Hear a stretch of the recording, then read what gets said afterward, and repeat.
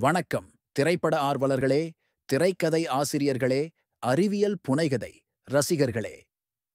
காலப்பயணக் கதைகளில் ஒரு மைல்கல்லாக 80களின் பொற்காலத்தின் அடையாளமாகத் திகழும் ஒரு திரைப்படத்தைப் பற்றி இன்று நாம் ஆழமாகப் பார்க்கப் போகிறோம்.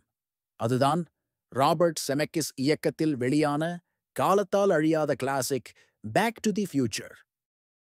நம் கதை 1985ஆம் ஆண்டு ஹில் வேலி என்ற நகரத்தில் தொடங்குகிறது. மார்ட்டி மெக்ஃப்ளை என்ற 11 வயது இளைஞன் இசை நட்சத்திரமாக வேண்டும் என்ற கனவுகளுடன் ஒரு ஸ்கேட்போர்டுடன் எப்போதும் தாமதமாக வரும் பழக்கத்துடன் வாழ்கிறான். அவனது நண்பர் டாக்டர் எம்மட் டாக் பிரவுன் ஒரு விசித்திரமான விஞ்ஞானி. அவர் ஒரு டெலோரியன் காரை கால இயந்திரமாக மாற்றியுள்ளார். மார்ட்டியின் குடும்பம் அவ்வளவு சிறப்பாக இல்லை. அவனது தந்தை ஜார்ஜ் தனது முதலாளி பிஃப் டானனால் எப்போதும் மிரட்டப்படுகிறார். அவனது தாய் லோரெய்ன் தனது இளமைக்கால நினைவுகளை அசை போட்டு மகிழ்ச்சியற்ற நிலையில் இருக்கிறார்.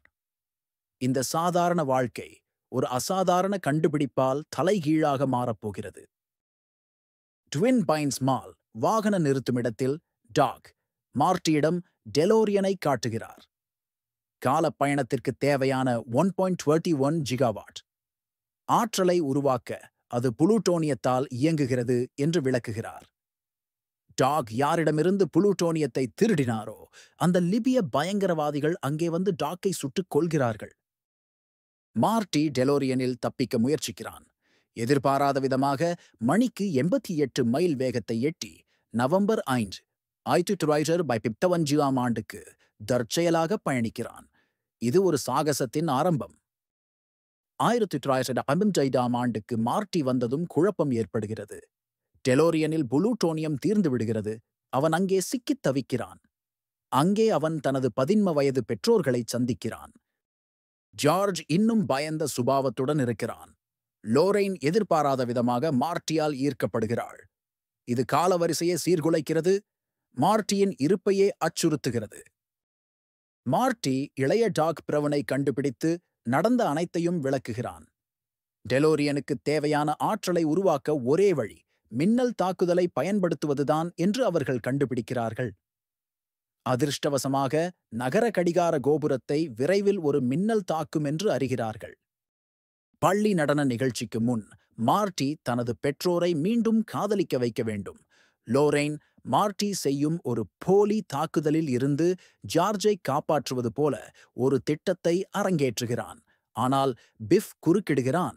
ஜார்ஜ் உண்மையாகவே தனக்காக நிற்க வேண்டிய கட்டாயம் ஏற்படுகிறது. ஜார்ஜ் பிஃப்பை தாக்கி வீழ்த்துகிறான். இது லோரெய்னை ஈர்க்கிறது.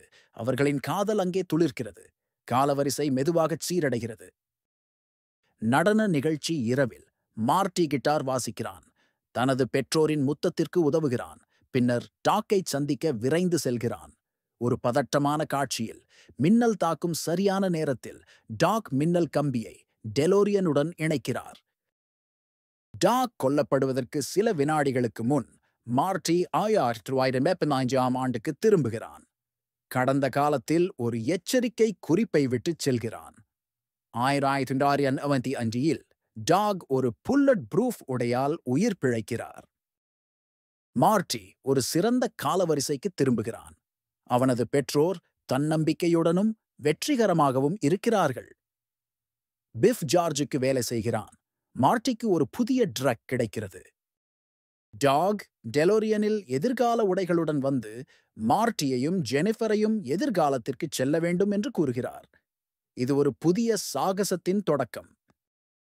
இந்த திரைப்படம் ஒரு அறிவியல் புனைகதை நகைச்சுவை சாகசப் படமாக லேசான குடும்ப நாடகத்துடன் திகழ்கிறது.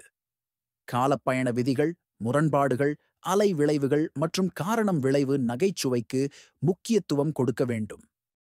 மார்ட்டி மெக்ஃப்ளைக்கு இயல்பான நகைச்சுவை உணர்வு கொண்ட யதார்த்தமான இளம் நடிகரை தேர்ந்தெடுக்க வேண்டும். டாக் பிரவுனுக்கு ஆற்றல் மிக்க வெளிப்படையான சைகைகள் கொண்ட மார்ட்டியுடன் நல்ல கெமிஸ்ட்ரி கொண்ட விசித்திரமான மூத்த நடிகரை தேர்வு செய்ய வேண்டும். பிஃப் டானனுக்கு உடல் ரீதியாக வலிமையான ஆனால் கேலி சித்திரமாக இல்லாத இரு காலகட்டங்களிலும் நம்பத்தகுந்த ஒரு குண்டர் தேவை. முதல் பாகம் உறவுகள், மோதல்கள் மற்றும் சாதாரண உலகத்தை அமைக்கிறது. நடுப்பகுதி காரணம் விளைவு நகைச்சுவையை உருவாக்குகிறது. மார்ட்டியின் தலையீடு கடந்த காலத்தை மாற்றுகிறது. இறுதிப் பாகம் அதிக ஆபத்துள்ள பதட்டத்தை கொண்டுள்ளது. மின்னல் தாக்குதல் காட்சி மிகவும் பரபரப்பாக இருக்க வேண்டும். மார்ட்டியின் நோக்கம் வீட்டிற்கு திரும்புவது மட்டுமல்ல, தனது குடும்பத்தின் எதிர்காலத்தை காப்பாற்றுவதுதான். உணர்ச்சி பூர்வமான பந்தயம் எப்போதும் இருக்க வேண்டும்.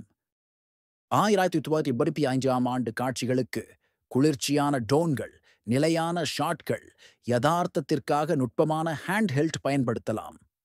1995ஆம் ஆண்டு காட்சிகளுக்கு சூடான டோன்கள், அதிக செறிவூட்டப்பட்ட வண்ணங்கள், ஏக்க உணர்வைத் தர சற்று அகலமான லென்ஸ்கள் பயன்படுத்தலாம். ஹில் வேலி சதுக்கத்தின் பரந்த எஸ்டாப்ளிஷிங் ஷாட்கள் இரண்டு காலப்பகுதிகளையும் வேறுபடுத்தி காட்ட ஒரு முக்கிய காட்சி மையமாக இருக்கும். ஹில் வேலி நகர செட் 2 முறை அலங்கரிக்கப்பட வேண்டும். ஒரு முறை 50களின் பாணியில் ஞான் விளக்குகள், உணவகங்கள், கிளாசிக் கார்களுடன். மற்றொரு முறை 80களின் பாணியில் மால்கள், ஸ்கேட் போர்டுகள், ஆர்கேட்களுடன். டெலோரியன் ஒரு மைய கதாபாத்திரம். அதன் தனித்துவமான கதவுகள், ஒளிரும் கால சுற்றுகள் மற்றும் ஃப்ளக்ஸ் கெபாசிட்டர் மூலம் அதை ஒரு அடையாளமாக மாற்ற வேண்டும். மார்ட்டியின் உலகத்திற்கு பவர் ஆஃப் லவ் போன்ற துடிப்பான பாப் பாடல்கள் தேவை. காலப்பயண தருணங்களுக்கு ஆர்கெஸ்ட்ரா இசை பயன்படுத்தலாம். டாக்லின் விசித்திரமான தன்மைக்கும் பிஃபின் அச்சுறுத்தலுக்கும் தனித்தனி இசை மையக்கருத்துகள் உருவாக்கலாம். மின்னல் தாக்குதல் மற்றும் டெலோரியனின் எரியும் டயர் தடங்களுக்கு நடைமுறை விளைவுகளை பயன்படுத்தலாம்.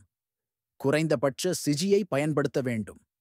காலப்பயணம் இயந்திரத்தனமாகவும் யதார்த்தமாகவும் உணர தொட்டுணரக்கூடியதாக இருக்க வேண்டும். தீப்பொறிகள், புகை மற்றும் காருடன் உடல் ரீதியான தொடர்பு நம்பகத்தன்மையை அதிகரிக்கும். நகைச்சுவை துடிப்புகளை விரைவாகவும் விரைவான எதிர்வினை ஷாட்களுடனும் வைத்திருக்க வேண்டும். இறுதி பாகத்தில் பதட்டத்தை உருவாக்க மார்ட்டியின் தப்பித்தல், டாக்கிளின் ஏற்பாடு மற்றும் புயலின் வருகை ஆகியவற்றை மாறி மாறி காட்ட வேண்டும். சாலைகளா?